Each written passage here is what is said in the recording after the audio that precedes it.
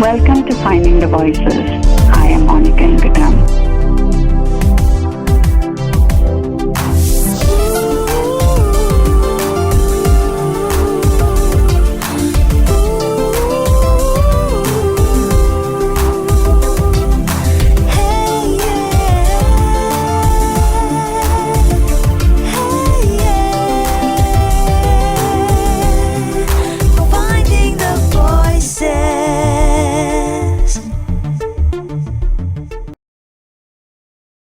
Welcome to Finding the Voices. This is Monica Ingadam.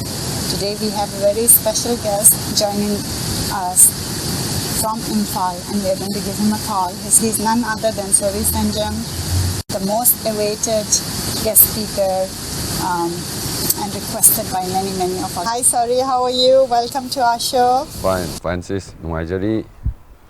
Aisu adungbu welcome tokjari. Ahanba maktada Sori na mayam da introduction khajikang TV. Aigi ming Sori Senjam. Aigi address Kurai, Imphal East, Manipur, India. Adagi I'm a singer and a music director. Okay, aduga sorry na angang oringay da chawrak pagi aduga family ki matang da kitang ga share daw. Aigi imagi maming Meiteilon kawi aduga aigi ipagi ming na Senjam bijoy. Aigi chilnaw ani nupa ngakta aina atombani aigi iyamba malay. Aduga Okay. Ado sorry di yung panbira bra kamay daw ba? Ay di yung pale ay isa ani lere. Amana nupa ama. Oh, okay. May chahi kya sura? Ay cha nupa maming na langon kawe lang dai kawe. Ay cha ni daw. Okay. Oh, may chahi kya sura ba? Ay cha nupa sa hi ni sure. Angang sing de chahi. Nupa na sahi ani. Nupa sa na chahi ani sura ba? Nupi na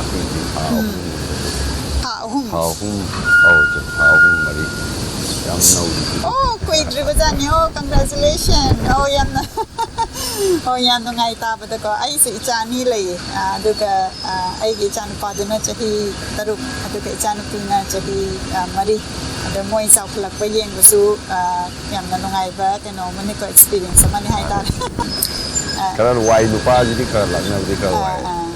Okay, mak nang tita ni chahi ahum ga hen kala de nang khara dum asan independent nang ori ra ko de nang khara na ba nang ay ba. Ay di yam na. Ado sorry na isay sakpa gilam sida kamay na chang bino haibadu khajikanga share tawbi. Sangi se ai di sukang khangdre haibdi aigi ima baba na ima ipa na moi su pamjabo itare moi su pamjabni na adum aina khangdringai di aina ningsang bangam dringai di adum ai sai tawar la me. Okay, ado angang ngai de ge dum isay tamaga performance to raga maina chawra khibane ba. Angang ngai da isai tamne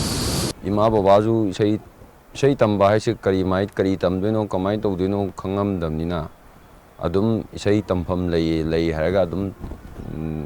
tamhalam jane. Ado laibuk phabadai oja afaba oja tingnabdagi adum ngasi si stage kharaga yogjar kunai tarese. Ado baba ima sina kari lam da leiba designation romta. Baba si kasu de ma di electricity da thabuk tawe thabuk macha ma tawe. Okay. Okay. Dagi sorry na hambada some music say hoy adumaina angang ngai dagi ti tawrakre ko. Ado ahambada aina sum tajabada say sakringai da music composer hai tare adom nom da oina focus tawram bani na tajai adugi matang da kitanga share taw तसेंगनी से ऐसे music composer दे हान होरकपदि नते इसई सकबा दे हान होरकपनेबा इसई lambda composer हाइबा अमसु लई हाइबसे अखोई बाबा होई इमा होइनसु खंगदबजानी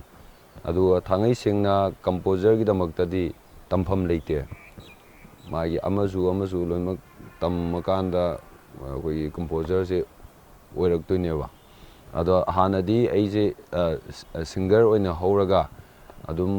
मरक्तगी इसई सकपसिदा खोन फजदबगुम्बा अदगी अइना तंबीरिबा इसई design दो अखोई ओजाना तंबीरिबा इसई डिजाइन दो अइना हैतबनी खंगदे अदु ऐसे सकपोइना तमबदगी यागिद्रे तोख्रे अदुगा अइनी इसई तम चतपदा अखोई इंस्ट्रूमेंट अखोई ओजागी इंस्ट्रूमेंट जिंग लेबजिंगजे अइना सुम पाइबा तंबा सुम तौरकपदगी कंपोजर ओइबा होग्रे अदगी अमुक कंपोजर ओइना खरा मतम चलुरकांदा अमुक कोना सिंगर ओइबगी खुदोंचाबा अमुक फंगजरकपनेसे ओके ओके अदो अइना हुजिकी कबु कयोइबगी मूवी सिदा सोरीना इसैसु सए अदुगा पूरा कंपोजिशन सिसु अदोमना तौबिबनि नत्र माने अदुगी म्यूजिक हाइतारेको म्यूजिक कंपोजिशन से यामना फजै अइना यामना थागतनिंगे अदुगा यामना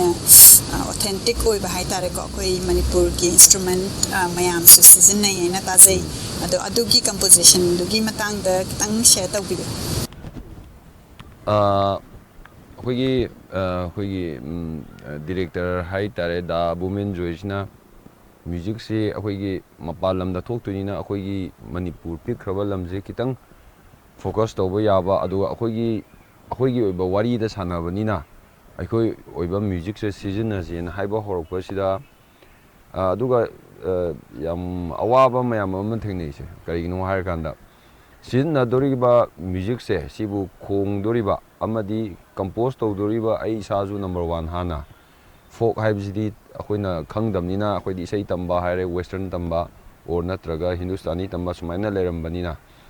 थाइनगी हाइबा लाकपसिदा आइना कुथि थिबा होरकपसिदा कितंग अवाबा मा लेगी एंड देन खोंगदोरिबा पोसे आइना नमफुदा कंपोज तौरे खलजेबा कोसे अदु एरगसु खोंगदोरिबा म्यूजिशियन सिसु वायबा मणिपुरददी मसी कइनो हायकांदा अखोई ट्रेनिंग पीबम से फबा लेतबा कबुई कयोइबसे से अखोई मणिपुरी की वारी ओइबनिना अदगी मपान की मीना येंगदौरिना अनौबा हाइसिदी मोइना खंगदबसिना ओइदोनिनेसेको अदुमाय तौरगा सिजनबसु यानी अखोई नेस ओइबा प्लस अनौबा मा म्यूजिक निना मोइना सुखंग खंगदबनिना अदुम खरा पांगोदरा हाइबिगी अखोई अदुमायना अमखक लेयेबको हाइदि अखोई अदुमायना यानाबा हाइतारे म्यूजिक सेमई मतंगसिदा अदुदा म्यूजिशियन जे फोक निना फोक की मीजे टेक्नोलॉजी का लोई मोगी नॉलेज से जीरो दा नंबर लोई लेयेबा फोक ओके ओके अदुना सेमुक्तुजिदी थाइनिगी पारा परिंग ओइना अहनजिंगना तंबीबा मोंगदुसु नतबनिना बोसेको अखोइगी अनौबा मा आइना हे कंपोज तौदिनिना हाना लेइबा मोइना पोट खुलाइदो तमोकपा मतमदा मोइना खोंजरकपा मरोनगुम्बा अदुम बोरदि फबा नतबिदा खर सु मानगुमसु तौ अनौबसु ओइ हाइदि अखोई अनौबा मीना सेमबनिना कंपोज तो मोइदे यामना लूबा मो ओइगिएबा याम वाबाबु से सपोज मीगी लमददी म्यूजिशियन गुम्बसे फबनिना को म्यूजिशियन गुम्बसे फबनिना अइना कंपोज तौरिबा पोटसिदा फजबा वालगसु खोंगक्तुरिबा मीगी मागी टेक्निक गुम्बा पिसलगाना हेना फजबदो अदुम्बा मा लैरमगनिदना अदु सिदना अमु ngसाई अखोई एजुकेशन जे वाटपनिना अइना सेमीसिदा यौना खोंबी हेना खोंबीरकदरा हागा यौदना अमु खोंबगी और नत्रगा खोंगिबा नोटो ओके ससत यान दाव यादबगी अदुमायना processor वागी okay okay आइदी musician सिंगसिना अदुम अखोइगी olden केनो हाइतारेको सुरगुम्बा अदुगुम्बदा अदुम लेखिबा दुगा सोरीना असाइगी अनौबा अखोइ मॉडर्नाइजेशन सिगा मुक फ्यूजन के टाइप ता ꯑꯩꯈꯣꯏꯒꯤ ꯑꯣꯊꯦꯟꯇꯤꯛ ꯑꯣꯏꯕ ꯃ꯭ꯌꯨꯖꯤꯛꯁꯦ ꯁꯦꯝꯃꯛꯀꯦ ꯇꯧꯕꯗ ꯑꯗꯨꯗ ꯑꯋꯥꯕ ꯐꯪꯕꯅꯦꯕ ꯑꯣꯀꯦ ꯑꯣꯀꯦ ꯑꯗꯨꯏꯁꯨ ꯑꯩꯅ ꯍꯣꯏ ꯃꯨꯚꯤꯁꯤꯗ ꯌꯥꯎꯕ ꯃ꯭ꯌꯨꯖꯤꯛꯁꯦ ꯁꯤꯗꯤ ꯑꯩꯅ ꯌꯥꯝꯅ ꯍꯦꯛ ꯇꯥꯕꯗ ꯌꯥꯝꯅ ꯏꯪꯕ ꯑꯗꯒꯤ ꯇꯨ ꯆꯨꯡꯕ ꯍꯥꯏꯇꯥꯔꯦꯀꯣ ꯐꯖꯕꯒꯤ ꯇꯨ ꯆꯨꯡꯕ ꯀꯤꯕꯒꯤ ꯅꯠꯇꯕ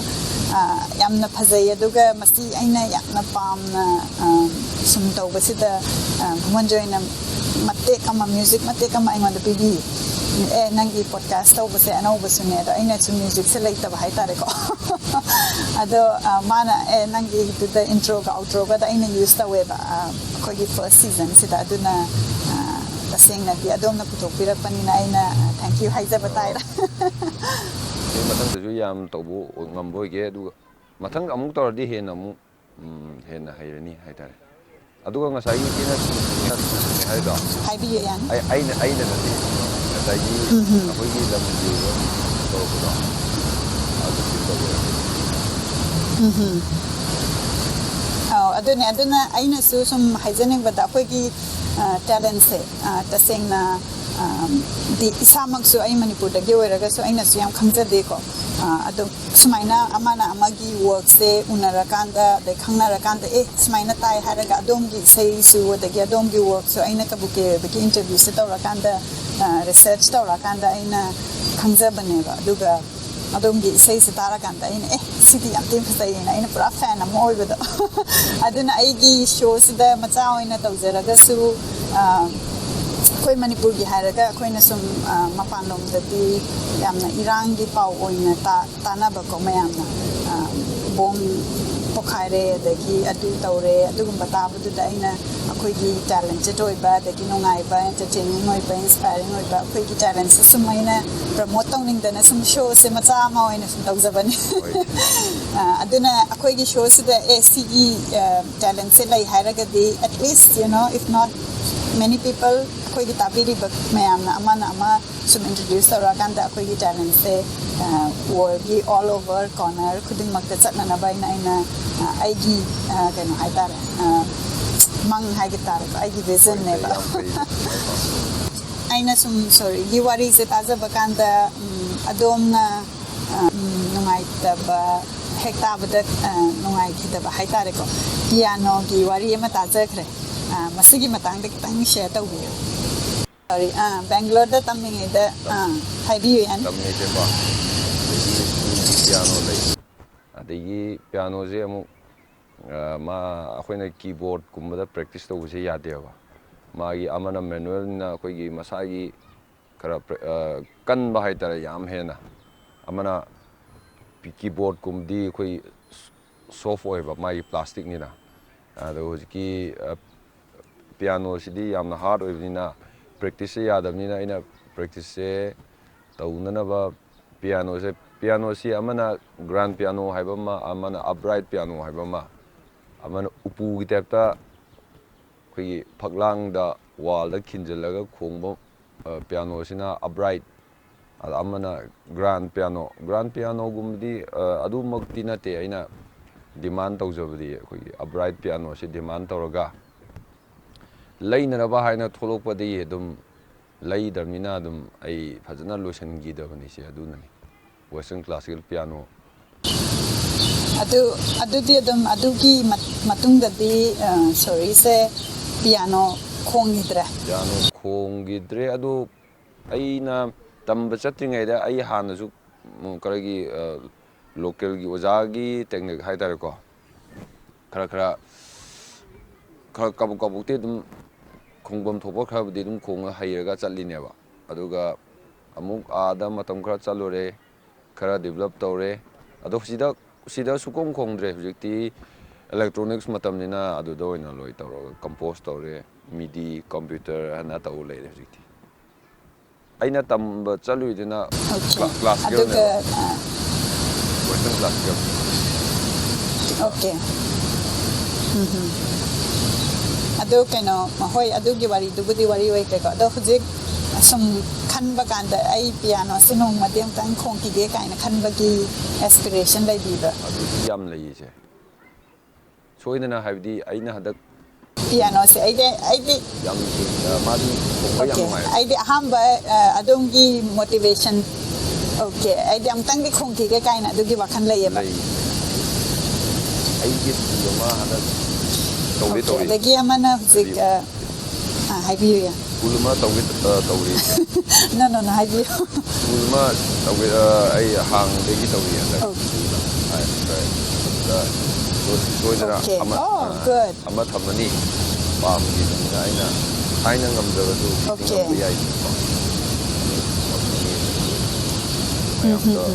aina oh that's very good adu school gi sinakadai da tawba kamaina adu gi matang tek naga share taw music already school building khataga lai tirabda natragana ongoing process da lai bra ongoing mafam je sport kumse ama khakta bazar gi area ma or natraga amana aina khalisina manipur gi koi corner koi kachin koya degi lakpa adi adum da su ko maroina khara Imphal area da leba sidi talent hunt tawgodabnina makha lam da leba mi sing da su leibam leitraga admai tawbu khotpasi yam leba adum mana heleba aduna moigi sukalaga fund ani okay amana langkon ne amana Imphal east tamaga west tamaga se adi lam loimak kano tawbo loire aduga mai building gumbi hujikan ye eba engineer tawraga okay lam sina hujiki langon ke Imphal east ka da location ani di laire aduga institute oina sabadudi music adu pending never Maming na School of Folk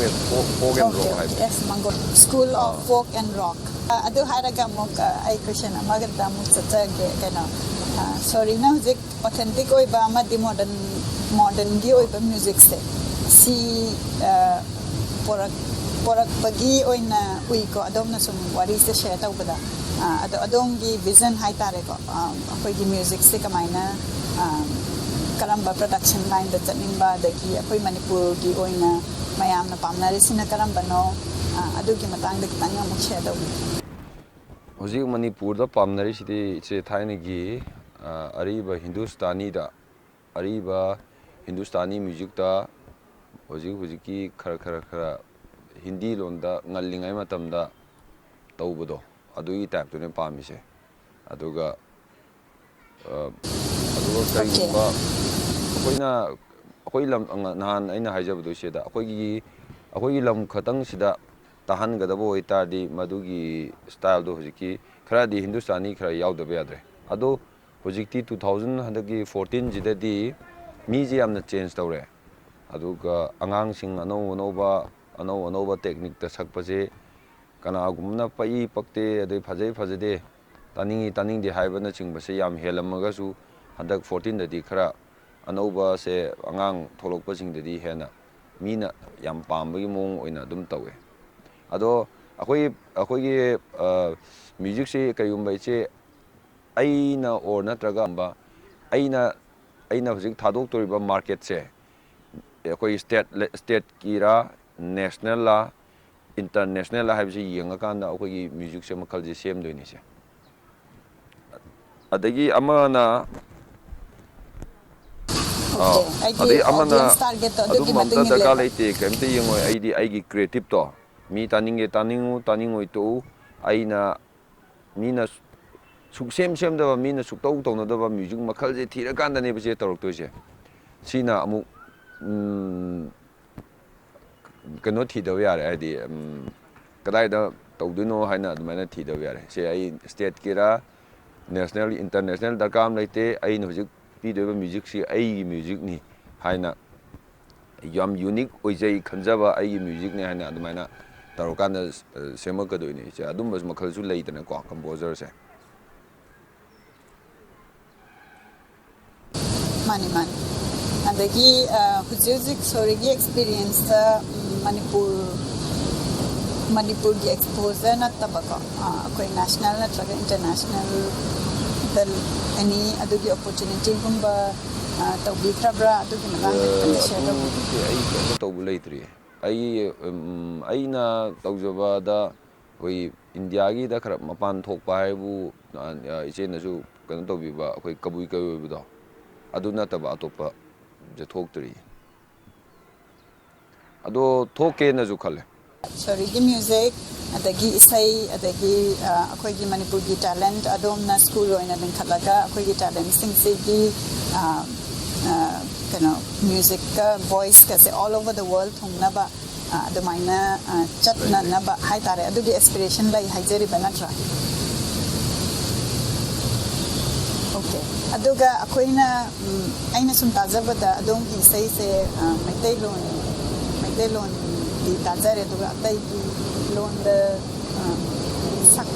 ꯁꯛꯄꯤꯈ꯭ꯔꯕ꯭ꯔꯥ ꯅꯠꯇ꯭ꯔꯒꯅ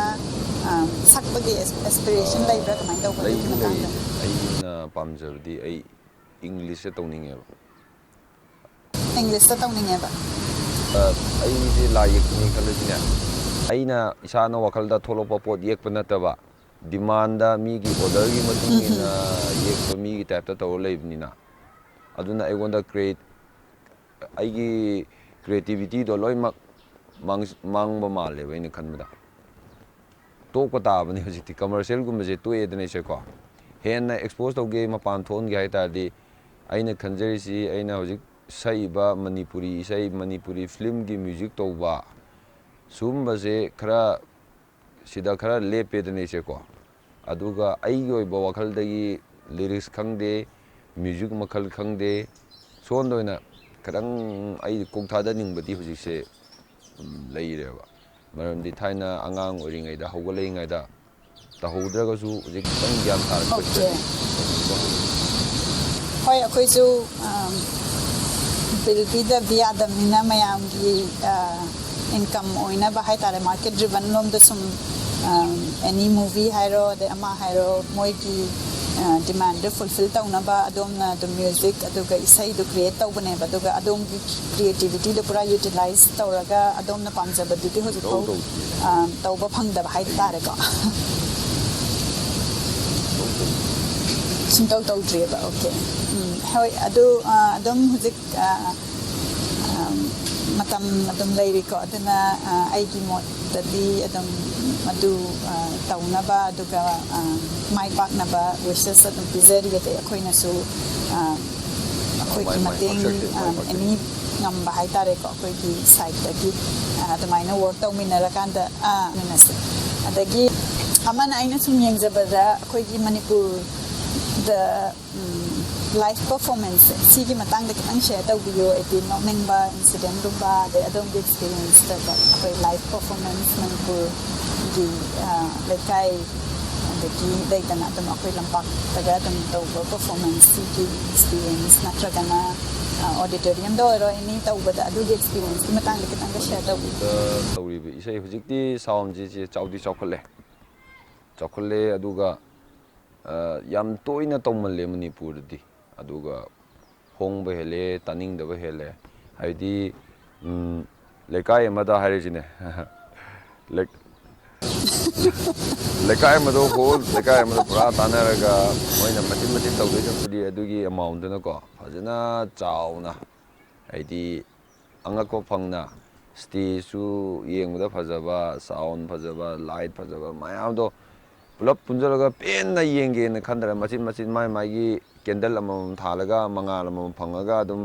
ꯂꯩꯅꯕꯗꯣ ꯏꯆꯦꯀꯣ ꯑꯗꯨꯃꯥꯏꯅ ꯇꯧꯅꯕꯤ ꯏꯁꯩꯅꯦ ꯍꯧꯖꯤꯛꯀꯤꯁꯤꯗꯤ ꯑꯗꯣ ꯏꯁꯩ ꯁꯛꯄꯁꯤ ꯃꯤꯋꯥ ꯌꯥꯝ ꯇꯥꯏ ꯃꯁꯤ ꯍꯥꯏꯕꯗꯤ ꯑꯩꯅ ꯁꯦꯀ꯭ꯌꯨꯔꯤꯇꯤ ꯂꯩꯇꯕ ꯍꯥꯏꯇꯥꯔꯦ ꯏꯆꯦ ꯏꯁꯩ ꯁꯛꯐꯝ ꯑꯃꯗ ꯑꯩꯒꯤ ꯁꯦꯀ꯭ꯌꯨꯔꯤꯇꯤ ꯀꯔꯤꯝꯇ ꯌꯥꯎꯗꯅ ꯃꯐꯝꯗꯨꯗ ꯆꯠꯇꯣꯏꯅꯦꯕ ꯍꯥꯏꯗꯤ ꯃꯐꯝꯗꯨꯗ ꯅꯨꯡꯗꯥꯡ ꯋꯥꯏꯔꯝ ꯍꯥꯏꯕꯁꯤ ꯅꯨꯄꯥ ꯉꯥꯎꯁꯤꯟꯅꯗꯕ ꯑꯗꯒꯤ ꯈꯨꯟ ꯑꯃꯒꯤ ꯒꯨꯟꯗꯥ ꯂꯩꯀꯥꯏ ꯑꯃꯒꯤ ꯒꯨꯟꯗꯥ ꯂꯣꯏ ꯊꯣꯛꯂꯛꯇꯅ ꯑꯐꯥꯎꯕ ꯁꯥꯕ ꯑꯗꯩ ꯑꯆꯨꯝꯕ ꯆꯠꯇꯕ ꯃꯤ ꯃꯌꯥꯝꯁꯤ ꯄꯨꯂꯞ ꯄꯨꯜꯂꯤꯉꯩ ꯇꯥꯏꯃꯤꯡꯗꯨꯗ ꯀꯔꯤꯝꯇ ꯌꯥꯎꯗꯕꯤꯗ ꯆꯪꯁꯤꯜꯂꯒ ꯃꯤꯒꯤ ꯂꯩꯀꯥꯏꯗ ꯄꯔꯐꯣꯔꯃꯦꯟꯁ ꯄꯤꯕ ꯆꯠꯄ ꯍꯥꯏꯕꯗꯤ ꯗꯤꯃꯥꯟ ꯂꯩꯔꯤꯕꯅꯤꯅ ꯄꯣꯠꯁꯦ ꯄꯤꯌꯣ ꯍꯥꯏꯕꯗ ꯑꯩꯅ ꯄꯤꯗ꯭ꯔꯀꯥꯟꯗ ꯃꯤꯁꯦ ꯐꯨꯏꯗꯅꯀꯣ ꯃꯤꯊꯥꯏ ꯆꯥꯒꯦ ꯃꯪꯒꯟ ꯆꯥꯒꯦ ꯍꯥꯏꯔꯦ ꯑꯩꯉꯣꯟꯗ ꯃꯪꯒꯟꯗꯣ ꯌꯥꯎꯗ꯭ꯔꯗꯤ ꯐꯕ ꯌꯥꯎꯔꯤꯕꯅꯤꯅ ꯆꯥꯒꯦ ꯍꯥꯏꯔ ꯀꯥꯟꯗ ꯑꯩꯅ ꯌꯦꯟꯕ ꯀꯣꯟꯅꯗ꯭ꯔꯀꯥꯟꯗ ꯐꯨꯔꯛꯄꯒꯨꯝꯕꯗ ꯂꯩꯌꯦꯕ ꯑꯗꯨꯅ ꯑꯗꯒꯤ ꯑꯩꯅ ꯑꯃꯨꯛ ꯐꯨꯔꯛꯏꯕ ꯃꯤꯁꯦ ꯌꯥꯝ ꯀꯜꯂꯦꯅ ꯍꯦꯛꯇ ꯂꯩꯔꯝꯁꯦ ꯑꯩꯅ ꯐꯨꯗꯠꯂ ꯊꯝꯃꯝꯕ ꯍꯥꯏꯗꯤ ꯅꯠꯇ꯭ꯔꯒ ꯂꯣꯏꯅꯃꯛ ꯍꯥꯠꯇꯣꯛꯑ ꯊꯝꯃꯝꯕ ꯌꯥꯕ ꯑꯥꯔꯇꯤꯁꯀꯤ ꯄꯨꯟꯁꯤ ꯅꯠꯇꯦꯕ ꯑꯗꯨꯝꯕꯗ ꯃꯤ ꯇꯧꯕ ꯌꯥꯗꯕ ꯑꯃꯁꯨꯡ ꯈꯟꯕ ꯐꯥꯎ ꯌꯥꯗꯕ ꯑꯥꯔꯇꯤꯁꯀꯤ ꯂꯥꯏꯐꯅꯤꯅ ꯃꯤꯁꯦ ꯑꯗꯨꯝ ꯁꯣꯟꯗꯕ ꯌꯥꯗꯕ ꯑꯃꯈꯛ ꯂꯩꯌꯦꯕ ꯑꯗꯨꯝ ꯌꯥꯝ ꯂꯨꯏ ꯏꯁꯩ ꯆꯠꯄꯒꯤꯁꯦ ꯑꯩꯈꯣꯏꯅ ꯂꯣꯀꯦꯜ ꯄꯔꯐꯣꯔꯃꯦꯟꯁ ꯆꯠꯄꯁꯤꯗ ꯅꯨꯡꯗꯥꯡ ꯑꯣꯏꯕꯅꯤꯅ ꯍꯧꯖꯤꯛ ꯁꯦꯀ꯭ꯌꯨꯔꯤꯇꯤ ꯄꯣꯏꯟꯠꯇ ꯍꯥꯏꯁꯦ ꯃꯌꯥꯝꯅ ꯑꯗꯨꯝ ꯍꯤꯗꯥꯛ ꯊꯛꯄꯒꯨꯝꯕ ꯌꯥꯎꯔꯀꯥꯟꯗ ꯃꯥꯏ ꯀꯟꯇ꯭ꯔꯣꯜ ꯉꯝꯃꯛꯇꯕ ꯑꯗꯨꯒꯨꯝꯕꯒꯤ ꯁꯤꯆꯨꯋꯦꯁꯟ ꯑꯣꯏꯕꯤꯔꯕ꯭ꯔꯥ ꯑꯗꯒꯤ ꯁꯤꯐꯥꯏꯒꯤ ꯑꯣꯀꯦ ꯆꯦꯛ ꯑꯗꯒꯤ ꯂꯥꯛꯏꯁꯤ ꯁ꯭ꯇꯥꯔ ꯑꯃꯅꯤ ꯍꯥꯏꯅ ꯑꯗꯨꯒꯨꯝꯕꯒꯤ ꯀꯩꯅꯣꯁꯨ ꯔꯦꯁꯄꯦꯛ ꯑꯣꯀꯦ ꯇꯧꯕꯤꯕ ꯍꯥꯏꯗꯤ ꯀꯩꯅꯣ ꯑꯣꯏꯅ ꯏꯆꯝ ꯆꯝꯅ ꯅꯨꯡꯉꯥꯏꯕꯗꯤ ꯀꯩꯅꯣꯗꯤ ꯑꯣꯏꯗ꯭ꯔꯦ ꯑꯗꯨꯒ ꯅꯨꯡꯉꯥꯏꯕꯗꯤ ꯏꯝꯐꯥꯜ ꯑꯦꯔꯤꯌꯥꯗ ꯈꯔ ꯆꯥꯎꯅ ꯇꯧꯕꯗꯗꯤ ꯐꯨꯜ ꯁꯦꯀ꯭ꯌꯨꯔꯤꯇꯤ ꯑꯣꯏꯔꯒ ꯏꯁꯩ ꯁꯛꯄꯅꯤꯅ ꯄꯦꯟꯅ ꯏꯅꯤꯡꯇꯝꯅ ꯁꯛꯄ ꯅꯨꯡꯉꯥꯏ ꯑꯩꯁꯦ ꯑꯗꯨꯒ ꯑꯣꯀꯦ ꯑꯩꯅ ꯎꯖꯕꯗꯀꯣ ꯁꯨꯝ ꯑꯩꯈꯣꯏꯒꯤ ꯍꯣꯏ ꯑꯥꯔꯇꯤꯁꯄꯨꯗꯤ ꯁꯞꯄꯣꯔꯠ ꯇꯧꯕꯅꯦ ꯑꯗꯣ ꯑꯩꯅ ꯑꯗꯣꯝꯒꯤ ꯚꯤꯗꯤꯑꯣ ꯑꯃ ꯎꯔꯦ ꯑꯗꯨꯗ ꯃꯌꯥꯝꯁꯦ ꯄꯩꯁꯥ ꯊꯥꯕ ꯆꯪꯉꯛꯄꯗ ꯑꯗꯣꯝꯒꯤ ꯈꯨꯠꯁꯦ ꯀꯣ ꯆꯤꯡꯊꯗꯅ ꯑꯗꯒꯤ ꯁꯣꯛꯇꯅ ꯑꯗꯨꯃꯥꯏꯅ ꯄꯩꯁꯥ ꯊꯥꯔꯀꯥꯟꯗ ꯇꯧꯕꯁꯤꯗ ꯑꯩꯅ ꯁꯨꯝ ꯌꯦꯡꯕꯗ ꯑꯗꯣꯝꯒꯤ ꯃꯥꯏꯟꯁꯦ ꯈꯤꯇꯪ ꯗꯤꯁꯇ꯭ꯔꯦꯛꯇꯤꯡ ꯑꯣꯏꯅ ꯎꯈꯤꯕ ꯍꯥꯏꯇꯥꯔꯦ ꯍꯥꯏꯗꯤ ꯑꯗꯣꯝꯅꯗꯤ ꯏꯁꯩꯁꯤ ꯁꯛꯅꯕ ꯑꯗꯒꯤ ꯑꯗꯨꯒꯤꯗ ꯐꯣꯀꯁ ꯇꯧꯕ ꯃꯥꯜꯂꯦꯕ ꯑꯩꯅ ꯈꯟꯕꯗ ꯑꯗꯣ ꯑꯗꯨꯒꯤ ꯃꯇꯥꯡꯗ ꯈꯤꯇꯪꯒ ꯁꯤꯌꯔ ꯇꯧꯕꯤꯌꯨ ꯍꯥꯏꯗꯤ ꯑꯩꯈꯣꯏꯒꯤ ꯄꯩꯁꯥ ꯊꯥꯕꯒꯤ ꯀꯜꯆꯔ ꯑꯗꯨꯒ ꯑꯩꯈꯣꯏ ꯑꯥꯔꯇꯤꯁꯁꯤꯅ ꯀꯩꯅꯣ ꯏꯁꯩ ꯀꯟꯅ ꯁꯛꯏꯉꯩꯁꯤꯗ ꯃꯔꯛꯇ ꯆꯪꯉꯒ ꯈꯤꯇꯪ ꯗꯤꯁꯇ꯭ꯔꯞꯇꯤꯞ ꯍꯥꯏꯇꯥꯔꯦꯀꯣ ꯑꯩꯒꯤ ꯃꯣꯠꯇꯗꯤ ꯀꯣꯟꯁꯦꯟꯇ꯭ꯔꯦꯠ ꯇꯧꯔꯤꯉꯩꯗ ꯇꯧꯕꯗꯣ ꯑꯗꯨꯒꯤ ꯃꯇꯥꯡꯗ ꯈꯤꯇꯪꯒ ꯁꯤꯌꯔ ꯑꯩ ꯇꯧꯕꯤꯌꯨ ꯋꯥꯈꯜꯗ ꯃꯣꯏꯅ ꯑꯩꯈꯣꯏꯗ ꯗꯤꯁꯇꯔꯕ ꯇꯧꯔꯤꯁꯦ ꯄꯣꯏꯟ ꯑꯅꯤ ꯍꯥꯟꯅ ꯍꯥꯏꯖꯈꯤꯁꯦ ꯑꯍꯥꯟꯕ ꯄꯣꯏꯟꯗ ꯑꯩꯅ ꯁꯛꯏꯕ ꯑꯩꯒꯤ ꯂꯤꯔꯤꯛꯁꯇ ꯄꯨꯔꯛꯏꯕ ꯑꯩꯒꯤ ꯃ꯭ꯌꯨꯖꯤꯛ ꯑꯃꯗꯤ ꯑꯩꯒꯤ ꯑꯦꯛꯁꯄ꯭ꯔꯦꯁꯟꯗꯣ ꯃꯥꯅ ꯑꯩꯉꯣꯟꯗ ꯑꯩꯒꯤ ꯋꯥꯈꯜꯂꯣꯟꯗꯣ ꯄꯨꯔꯥ ꯊꯨꯒꯥꯏꯔꯦ ꯑꯃꯅ ꯑꯅꯤꯁꯨꯕꯗ ꯑꯩꯅ ꯏꯁꯩ ꯑꯃ ꯁꯛꯄꯗ ꯑꯩꯅ ꯂꯩꯒꯗꯕ ꯀꯟꯅ ꯂꯥꯎꯔꯛꯄꯗ ꯂꯩꯒꯗꯕ ꯕꯣꯗꯤꯒꯤ ꯐꯤꯒꯔ ꯑꯗꯨꯒ ꯄꯣꯖꯤꯁꯟꯒꯨꯝꯕꯗꯣ ꯑꯩꯈꯣꯏꯒꯤ ꯀꯟꯅ ꯆꯤꯡꯉꯛꯄꯗꯅ ꯃꯥꯅ ꯄꯩꯁꯥ ꯁꯨꯃꯥꯏꯅ ꯄꯤꯔꯛꯄꯅꯤꯅ ꯑꯩꯅ ꯁꯨꯃꯥꯏꯅ ꯂꯥꯝꯙꯕꯒꯨꯝꯕꯁꯤꯗ ꯄꯣꯖꯤꯁꯟ ꯆꯥꯗꯕ ꯃꯁꯤ ꯄ꯭ꯔꯤꯊꯤꯕꯤꯒꯤ ꯃꯐꯝ ꯑꯇꯣꯞꯄꯗ ꯇꯧꯔꯝꯕꯗꯤ ꯌꯥꯏ ꯑꯗꯨꯕꯨ ꯌꯥꯝ ꯇꯥꯡꯅꯗꯤ ꯇꯧꯔꯝꯒꯗꯕ ꯃꯥꯜꯂꯦ ꯑꯗꯣ ꯑꯩꯗꯤ ꯄꯩꯁꯥ ꯊꯥꯕꯁꯤ ꯄꯥꯝꯗꯦ ꯍꯥꯏꯗꯤ ꯑꯣꯀꯦ ꯍꯥꯏꯗꯤ ꯑꯩꯅ ꯎꯖꯔꯦꯀꯣ ꯑꯩꯈꯣꯏ ꯑꯗꯨꯝ ꯁꯤꯗ ꯄꯩꯁꯥ ꯊꯥꯕꯁꯦ ꯑꯗꯨꯝ ꯃꯐꯝ ꯑꯇꯩꯗ ꯎꯔꯒꯁꯨ ꯑꯥꯔꯇꯤꯁꯇꯨꯗꯗꯤ ꯗꯤꯁꯇꯔꯕ ꯇꯧꯗꯕꯤꯗ ꯄꯩꯁꯥ ꯊꯝꯅꯕ ꯀꯩꯅꯣ ꯍꯥꯏꯇꯥꯔꯦ ꯕꯥꯎꯜꯒꯨꯝꯕ ꯑꯃ ꯊꯝꯃꯒ ꯑꯗꯨꯗ ꯃꯌꯥꯝꯁꯤꯅ ꯑꯦꯄ꯭ꯔꯤꯁꯤꯌꯦꯠ ꯇꯧꯕꯒꯤ ꯃꯑꯣꯡꯗ ꯑꯗꯨꯗ ꯑꯗꯨꯝ ꯆꯠꯂꯒ ꯄꯩꯁꯥꯁꯨ ꯑꯗꯨꯝ ꯊꯥꯗꯕ ꯑꯗꯨꯒ ꯑꯥꯔꯇꯤꯁꯇꯗꯤ ꯗꯤꯁꯇꯔꯕ ꯇꯧꯕꯤꯗꯕꯀꯣ ꯑꯗꯨꯗꯤ ꯎꯖꯔꯦ ꯑꯗꯨꯒ ꯑꯩꯈꯣꯏꯅ ꯄꯔꯇꯤꯀꯨꯂꯔꯂꯤ ꯑꯗꯣꯝꯒꯤ ꯑꯩꯅ ꯑꯃ ꯎꯕꯗ ꯑꯩꯅ ꯁꯣꯔꯤꯁꯤꯅ ꯏꯁꯩꯁꯦ ꯀꯟꯅ ꯆꯤꯡꯅꯕ ꯍꯥꯏꯗꯤ ꯂꯩꯅ ꯁꯨꯔ ꯇꯥꯅꯕ ꯍꯣꯠꯅꯔꯤꯉꯩꯁꯤꯗ ꯃꯤ ꯑꯃꯗꯨꯅ ꯈꯨꯠ ꯄꯥꯏꯔꯒ ꯆꯤꯡꯊꯔꯒꯀꯣ ꯁꯨꯝ ꯇꯧꯕꯗꯣ ꯑꯗꯨꯒꯤ ꯃꯑꯣꯡꯗꯨꯗ ꯑꯗꯨꯃꯥꯏꯅ ꯇꯧꯕ ꯑꯣꯀꯦ ꯍꯥꯏꯗꯤ ꯑꯩꯈꯣꯏꯒꯤ ꯍꯣꯏ ꯊꯥꯏꯅꯗꯒꯤ ꯄꯩꯁꯥ ꯊꯥꯕꯁꯦ ꯆꯠꯅꯔꯛꯑꯦ ꯑꯗꯨꯏꯁꯨ ꯑꯩꯈꯣꯏꯅ ꯑꯥꯔꯇꯤꯁꯀꯤ ꯈꯤꯇꯪ ꯌꯦꯡꯕꯤꯔꯒ ꯍꯥꯏꯇꯥꯔꯦꯀꯣ ꯑꯗꯨꯗ ꯄꯩꯁꯥ ꯊꯥꯔꯒꯁꯨ ꯕꯥꯎꯜꯒꯨꯝꯕ ꯑꯃꯗ ꯑꯗꯨꯃꯥꯏꯅ ꯆꯠꯂꯒ ꯍꯥꯞꯅꯕꯒꯤ ꯑꯗꯨꯃꯥꯏꯅ ꯇꯧꯔꯒꯗꯤ ꯐꯒꯗ꯭ꯔꯥ ꯍꯥꯏꯅ ꯈꯜꯂꯤ ꯅꯠꯇ꯭ꯔꯥ ꯑꯗꯨꯒ ꯊꯥꯔꯒꯁꯨ ꯃꯥꯅ ꯊꯥꯅꯤꯡꯉꯤꯕ ꯃꯥꯒꯤ ꯄꯩꯁꯥꯗꯣ ꯑꯗꯨꯝ ꯊꯥꯗꯔꯝꯃ ꯂꯣꯏꯔꯦ ꯑꯗꯨꯗ ꯇꯔꯥ ꯆꯞꯄꯤ ꯑꯃꯨꯛ ꯀꯥꯏꯗꯅ ꯑꯃꯨꯛ ꯆꯥꯏꯗꯅ ꯈꯣꯠꯇꯅ ꯇꯧꯔꯤꯗꯣ ꯍꯥꯏꯗꯤ ꯑꯩꯈꯣꯏ ꯂꯝꯗꯝꯁꯤꯒꯤ ꯑꯩꯁꯨ ꯁꯤ ꯎꯕꯗꯤ ꯃꯄꯥꯟꯒꯤ ꯍꯥꯏꯇꯥꯔꯦ ꯑꯩꯈꯣꯏꯒꯤ ꯃꯨꯒꯣꯂꯦꯟ ꯀꯣ ꯑꯇꯣꯞꯄ ꯊꯥꯏꯂꯦꯟ ꯑꯣꯏꯕ ꯌꯥꯏ ꯑꯩꯁꯨ ꯑꯃꯁꯨ ꯎꯔꯦꯕ ꯖꯒꯣꯏ ꯁꯥꯕ ꯑꯃ ꯃꯄꯥꯟ ꯂꯝꯒꯤ ꯇꯥꯏꯞꯇ ꯁꯦꯀ꯭ꯌꯨꯔꯤꯇꯤ ꯄꯨꯔꯒ ꯆꯠꯄꯒꯤ ꯃꯑꯣꯡꯒꯤ ꯇꯥꯏꯞꯇꯣ ꯂꯥꯛꯑꯦꯕ ꯍꯧꯖꯤꯛꯁꯦ ꯍꯥꯏꯕꯗꯤ ꯑꯄꯥꯝꯕ ꯃꯤꯁꯤꯡꯅ ꯄꯥꯝꯃꯤ ꯍꯥꯏꯔꯒ ꯄꯥꯝꯕꯗ ꯀꯩꯗꯧꯕꯩ ꯄꯤꯗꯣꯏꯅꯣ ꯑꯗꯨꯗꯤ ꯅꯪ ꯍꯥꯏꯅ ꯑꯗꯨꯃꯥꯏꯅ ꯂꯥꯡꯅꯔꯛꯄꯒꯤ ꯃꯑꯣꯡ ꯑꯃ ꯂꯩꯕ ꯑꯗ ꯃꯌꯥꯝꯗ ꯑꯩꯒꯤ ꯀꯩꯅꯣꯗꯣ ꯐꯖꯅ ꯎꯠꯄ ꯉꯝꯗ꯭ꯔꯦ ꯑꯣꯔ ꯁꯛꯎꯕ ꯉꯝꯗ꯭ꯔꯦ ꯍꯥꯏꯔ ꯀꯥꯟꯗ ꯌꯥꯝ ꯁꯥꯎꯋꯦꯕ ꯑꯩꯈꯣꯏ ꯂꯝꯁꯦ Okay, ꯑꯩꯗꯤ ꯀꯩꯅꯣ ꯃꯣꯏꯅ ꯑꯩꯈꯣꯏꯅ ꯑꯗꯣꯝꯅ ꯄꯔꯐꯣꯔꯃꯦꯟꯁ ꯍꯦꯛ ꯂꯣꯀꯦꯜꯒꯤ ꯄꯤꯕ ꯆꯠꯂꯤꯁꯦ ꯑꯩꯗꯤ ꯄꯕ꯭ꯂꯤꯛꯇꯨꯅ ꯈꯨꯗꯛꯇꯨꯗ ꯑꯗꯨ ꯁꯛꯄꯤꯌꯣ ꯍꯥꯏꯕꯗ ꯑꯗꯨ ꯃꯅꯤꯡ ꯊꯨꯡꯗꯕꯒꯤꯔ ꯁꯥꯎꯅꯔꯦ ꯍꯥꯏꯁꯦ ꯑꯩꯈꯣꯏ ꯅꯣꯡꯃꯗ ꯃꯐꯝ ꯑꯍꯨꯝ ꯀꯧꯔꯦ ꯍꯥꯏꯔꯤꯁꯤꯅꯦꯀꯣ ꯁꯦ ꯃꯐꯝ ꯑꯍꯨꯝꯁꯤ ꯑꯩꯅ ꯂꯥꯛꯆꯔꯣꯏ ꯍꯥꯏꯔꯒꯁꯨ ꯂꯥꯛꯇꯕ ꯌꯥꯗꯦ ꯍꯥꯏꯕ ꯏꯆꯦꯅ ꯈꯪꯕꯤꯔꯝꯒꯅꯤ ꯂꯥꯛꯇꯕ ꯌꯥꯗꯦ ꯍꯥꯏꯅ ꯑꯗꯨꯃꯥꯏꯅ ꯇꯧꯔꯒ ꯑꯩꯈꯣꯏꯅ ꯃꯌꯥꯝ ꯑꯃꯅ ꯉꯥꯏ ꯂꯩꯔꯕꯅꯤ ꯀꯔꯤꯒꯨꯝꯕ ꯑꯩꯅ ꯆꯠꯇ꯭ꯔꯒ ꯔꯤꯂꯦꯇꯤꯚꯁ ꯑꯩꯒꯤ ꯐ꯭ꯔꯦꯟꯁꯤꯡ ꯊꯥꯖꯤꯜꯂꯒ ꯍꯥꯏꯔꯦ ꯑꯗꯨꯗ ꯃꯐꯝꯁꯦ ꯑꯩꯈꯣꯏꯒꯤ ꯃꯅꯤꯄꯨꯔꯗꯗꯤ ꯁꯦ ꯁꯄꯣꯁ ꯄꯤꯡ ꯐ꯭ꯂꯣꯏꯗ ꯍꯥꯏꯔꯦ ꯄꯤꯡ ꯐ꯭ꯂꯣꯏꯗ ꯃꯊꯟꯗ ꯂꯥꯛꯀꯅꯤ ꯃꯥ ꯃꯊꯟꯗ ꯎꯠꯂꯦ ꯁ꯭ꯀꯣꯔꯄꯤꯌꯣꯟ ꯍꯥꯏꯔꯁꯨ ꯁ꯭ꯀꯣꯔꯄꯤꯌꯣꯟ ꯃꯊꯟ ꯂꯥꯛꯑꯦ ꯃꯥꯒꯤ ꯕꯦꯟ ꯂꯥꯛꯑꯦ ꯃꯥ ꯑꯗꯨꯝ ꯎꯠꯂꯝꯕ ꯑꯗꯨꯝ ꯆꯠꯈꯤ ꯑꯩꯈꯣꯏ ꯁꯤꯗꯗꯤ ꯑꯗꯨꯃꯥꯏꯅ ꯂꯩꯇꯕꯅꯤꯅ ꯂꯣꯏ ꯀꯂꯥꯀꯥꯔ ꯑꯃꯃꯝ ꯁꯩꯁꯛꯄꯤꯁꯤꯡꯗꯣ ꯑꯥꯔꯇꯤꯁꯁꯤꯡꯗꯣ ꯃꯣꯏꯁꯦ ꯔꯥꯎꯟ ꯑꯣꯏꯅ ꯁꯛꯄ ꯃꯣꯏꯁꯨ ꯑꯩꯈꯣꯏꯗꯨꯗ ꯁꯛꯑꯝꯃꯒ ꯃꯥꯁꯨ ꯑꯇꯣꯞꯄ ꯆꯠꯀꯗꯣꯏꯕ ꯅꯪꯉꯣꯏꯗ꯭ꯔꯥ ꯍꯥꯏꯅꯕꯒꯤ ꯑꯗꯨꯃꯥꯏꯅ ꯈꯔ ꯇꯧꯅꯕ ꯃꯇꯝꯗ ꯂꯤꯃꯤꯠꯇ ꯏꯁꯩ ꯑꯁꯨꯛ ꯁꯛꯅꯁꯤ ꯍꯥꯏꯕ ꯑꯃ ꯂꯩꯌꯦꯕ ꯑꯗꯨꯗꯒꯤ ꯍꯦꯟꯅ ꯑꯩꯅ ꯃꯤꯒꯤ ꯗꯤꯃꯥꯟꯅꯦ ꯍꯥꯏꯅ ꯁꯛꯎꯔꯒꯁꯨ ꯁꯣꯟ ꯃꯈꯥꯗꯒꯤ ꯍꯦꯟꯅ ꯁꯛꯏ ꯅꯪ ꯅꯊꯟꯗ ꯁꯛꯅꯤꯡꯕ꯭ꯔꯥ ꯍꯥꯏꯅ ꯑꯗꯨꯃꯥꯏꯅ ꯂꯩꯗꯅ ꯑꯗꯨꯃꯥꯏꯅ ꯈꯔ ꯂꯩꯅꯩꯌꯦꯕ ꯑꯩꯈꯣꯏ ꯁꯤꯗꯗꯤ ꯑꯗꯣ ꯑꯩ ꯋꯥꯈꯜꯗ ꯑꯩꯈꯣꯏ ꯃꯅꯤꯄꯨꯔꯗ ꯍꯧꯖꯤꯛ ꯏꯁꯩ ꯆꯠꯂꯤꯕ ꯇꯧꯔꯤꯕ ꯁꯤꯁꯇꯦꯝꯁꯦ ꯂꯣꯏꯅꯃꯛ ꯂꯥꯜꯂꯦ ꯑꯩ ꯇꯣꯇꯦꯂꯤ ꯂꯥꯜꯂꯦꯅ ꯈꯟꯖꯅꯤꯡꯉꯦ ꯑꯗꯨꯒ ꯍꯣꯡꯕꯁꯨ ꯄꯨꯔꯥ ꯍꯣꯡꯇꯣꯛꯅꯤꯡꯉꯦ ꯃꯅꯤꯄꯨꯔꯗ ꯂꯩꯔꯤꯕ ꯁꯤꯁꯇꯦꯝꯁꯦ ꯍꯥꯏꯗꯤ ꯌꯥꯝꯅ ꯆꯤꯐ ꯑꯣꯏꯃꯜꯂꯦ ꯑꯗꯣꯝꯅ ꯑꯩꯈꯣꯏꯒꯤ ꯃꯅꯤꯄꯨꯔꯒꯤ ꯀꯂꯥꯀꯥꯔꯁꯤꯡꯒꯤ ꯄꯔꯐꯣꯔꯃꯦꯟꯁꯁꯦ ꯀꯔꯝꯕ ꯃꯑꯣꯡꯗ ꯁꯦꯝꯗꯣꯛꯅꯤꯡꯕ ꯑꯗꯨꯒꯤ ꯃꯇꯥꯡꯗ ꯈꯤꯇꯪ ꯃꯥꯅ ꯄꯥꯝꯃꯤꯕ ꯑꯥꯔꯇꯤꯁꯇꯣ ꯑꯗꯨꯒꯤ ꯃꯥꯒꯤ ꯕꯦꯟ ꯃ꯭ꯌꯨꯖꯤꯁꯤꯌꯥꯟ ꯇꯣꯉꯥꯟꯅ ꯊꯝꯖꯒꯗꯕꯅꯦꯕ ꯍꯥꯏꯕꯗꯤ ꯑꯩꯈꯣꯏ ꯁꯤꯗ ꯂꯩꯔꯤꯁꯤꯗꯤ ꯃꯅꯤꯄꯨꯔꯗ ꯃ꯭ꯌꯨꯖꯤꯁꯤꯌꯥꯟ ꯒ꯭ꯔꯨꯞ ꯀꯌꯥ ꯂꯩ 5 ꯂꯩ ꯑꯣꯔ 9 ꯂꯩ 10 ꯂꯩ ꯍꯥꯏꯕꯅ ꯂꯩꯕꯁꯤꯗ ꯃꯣꯏꯒꯤ ꯃ꯭ꯌꯨꯖꯤꯛꯁꯤꯗ ꯑꯩꯈꯣꯏꯒꯤ ꯁꯨꯅꯠ ꯅꯠꯇꯕꯤꯗ ꯃꯣꯏꯒꯤ ꯃ꯭ꯌꯨꯖꯤꯛꯁꯤꯗ ꯑꯩ ꯏꯁꯩꯗꯣ ꯃꯣꯏ ꯍꯩꯈ꯭ꯔꯕꯅꯤ ꯑꯩ ꯁꯛꯄ ꯆꯠꯀꯦ ꯑꯗꯨꯅ ꯑꯗꯨꯃꯥꯏꯅ ꯆꯠꯄꯩ ꯋꯥꯅꯦꯕ ꯑꯗꯨꯗ ꯑꯩꯅ ꯐꯖꯅ ꯁꯛꯑꯦ ꯑꯣꯔ ꯁꯛꯇ꯭ꯔꯦ ꯐꯖꯅ ꯁꯛꯑꯦ ꯈꯜꯂꯁꯦ ꯑꯗꯨꯗ ꯑꯩꯅ ꯁꯛꯏꯕꯁꯦ ꯑꯩꯈꯣꯏꯒꯤ ꯈꯣꯡꯉꯤꯕ ꯑꯩꯈꯣꯏꯒꯤ ꯊꯤꯜꯂꯤꯕ ꯀꯥꯡꯕꯨꯁꯤꯡꯁꯤꯅ ꯃꯣꯏꯅ ꯁꯨꯛꯈꯪ ꯈꯪꯗꯕ ꯏꯁꯩ ꯑꯃꯗꯁꯨ ꯃꯣꯏꯗꯤ ꯍꯦꯛꯇ ꯊꯤꯟꯒꯦ ꯍꯥꯏꯅ ꯇ꯭ꯔꯥꯏꯌꯦꯜꯁꯦ ꯍꯦꯛꯇ ꯂꯩꯌꯦꯕ ꯑꯗꯨꯅ ꯑꯩꯅ ꯄꯥꯝꯖꯕꯅ ꯁꯦ ꯇꯞꯇꯥꯁꯤ ꯌꯥꯅꯤꯡꯉꯦ ꯑꯩꯅ ꯍꯥꯏꯕꯗꯤ ꯃꯥꯒꯤ ꯃꯁꯥ ꯃꯊꯟꯗꯒꯤ ꯃꯥꯒꯤ ꯕꯦꯟ ꯑꯣꯏꯅ ꯂꯩꯔꯤꯁꯦ ꯆꯍꯤ ꯑꯃꯗ ꯏꯁꯩ 5 ꯆꯠꯀꯦꯔꯥ 6 ꯆꯠꯀꯦꯔꯥ 10 ꯆꯠꯀꯦꯔꯥ ꯃꯥꯅ ꯄꯥꯝꯖꯕ ꯃꯐꯝ ꯃꯥꯅ ꯄꯥꯝꯖꯕ ꯃꯥꯒꯤ ꯐꯤꯛꯁ ꯑꯣꯏꯕ ꯄ꯭ꯔꯥꯏꯁ ꯀꯣ ꯑꯗꯨꯃꯥꯏꯅ ꯃꯥꯁꯦ ꯂꯣꯏꯅꯃꯛ ꯅꯤꯌꯣꯝ ꯑꯃꯗ ꯆꯨꯝꯅ ꯊꯝꯃꯦꯕ ꯑꯗꯨꯃꯥꯏꯅ ꯇꯧꯗꯅ ꯃꯥꯒꯤ ꯃ꯭ꯌꯨꯖꯤꯁꯤꯌꯥꯟ ꯃꯥꯒꯤ ꯃꯥꯅ ꯁꯛꯑꯒ ꯃꯥꯒꯤ ꯃꯈꯥꯗ ꯃꯥꯒꯤ ꯁꯤꯡꯒꯔ ꯑꯃꯅꯤ ꯑꯗꯨꯃꯥꯏꯅ ꯂꯩꯗꯅ ꯃꯥꯒꯤ ꯁꯤꯁꯇꯦꯝꯁꯦ ꯂꯣꯏ ꯑꯉꯥꯎꯕ ꯇꯥꯍꯜꯂꯦꯕ ꯃꯌꯥꯝꯅ ꯑꯗꯣ ꯃꯥꯒꯤ ꯁꯤꯁꯇꯦꯝꯁꯦ ꯐꯩ ꯑꯅ ꯈꯜꯂꯦ ꯇꯞꯇꯥꯒꯤ ꯁꯤꯁꯇꯦꯝꯁꯦ ꯏꯁꯩꯁꯦ ꯁꯣꯔꯤꯅ ꯁꯛꯈꯤꯕꯁꯦ ꯀꯌꯥꯃꯨꯛ ꯑꯣꯏꯔꯝꯒꯅꯤ ꯃꯁꯤꯡ ꯑꯣꯏꯅ ꯑꯦꯄ꯭ꯔꯣꯛꯁꯤꯃꯦꯠ ꯍꯥꯏꯕꯗ ꯌꯥꯝꯗꯤ ꯑꯩꯅ ꯁꯔꯆ ꯇꯧꯖꯕꯗ ꯌꯥꯝꯗꯤ ꯑꯗꯨꯝ ꯊꯦꯡꯅꯖꯔꯦ ꯑꯗꯣ ꯑꯦꯄ꯭ꯔꯣꯛꯁꯤꯃꯦꯠꯂꯤ ꯀꯌꯥꯃꯨꯛ ꯁꯛꯄꯁꯦ 43-4 ꯑꯗꯨꯃꯥꯏꯅ ꯁꯨꯔꯝꯒꯗꯧ ꯃꯥꯜꯂꯦ ꯁꯛꯄꯁꯦ ꯁꯛꯄꯒꯤꯗ ꯑꯗꯨꯗ ꯃꯁꯤꯒꯤ ꯃꯅꯨꯡꯗ